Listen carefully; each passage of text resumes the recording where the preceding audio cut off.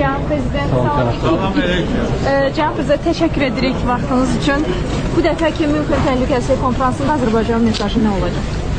Həmişə olduğu kimi bizim mesajımız əməkdaşlığa, sülhə istiqamətləndirilib. İlk dəfədir ki, bu tədbirdə mən artıq sülhü əldə etmiş dövlət başçısı kimi iştirak edirəm. Əlbəttə ki, bu məsələ burada yəqin ki, gündəlikdə olacaq. Ona görə bizim mesajlarımız həmişə olduğu kimi çox açıqdır, aydındır.